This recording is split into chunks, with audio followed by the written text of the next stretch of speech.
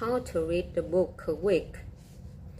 As cliche as it sounds, we all know that people who read succeed. I mean, look at the numbers.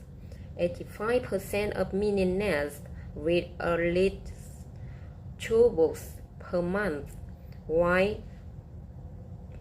25% of the entire American population hasn't even read a book all of last year. So what's the best way to actually get yourself to start reading and at a good pace so that you can succeed too? Well, you can basically guarantee that you'll read a book a week by taking advantage of 3 psychological checks. The first is something called implementation intention. Basically, setting an appointment. See, that the biggest problem when it comes to reading is actually getting started. So many people buy books that they are interested in, and say to themselves, "Oh, I'll definitely read this." And guess what? The books are sitting there on their shelf, never to be touched again.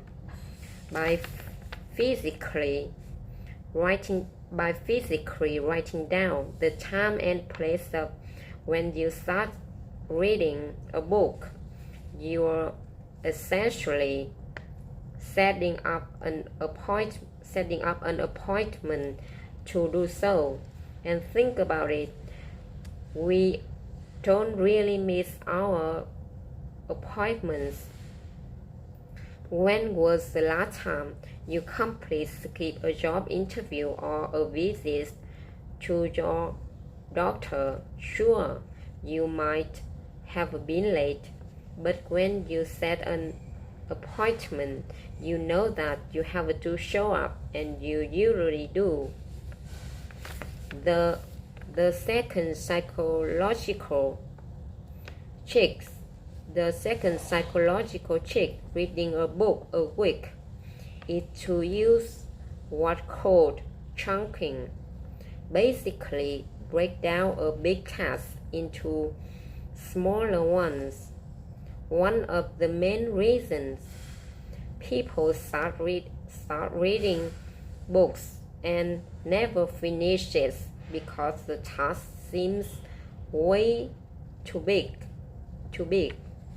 It feels like we can't do it. Just take a look at the average non-fiction book, which is about 200 pages long. How long do you think it takes to read that entire thing in one sitting? You will probably think 10, 15 hours maybe. Well, in reality, the average human can read a 200-page book in about 5 hours, which means you really only have to spend 45 minutes a day reading, which probably accounts to the chapter or 2.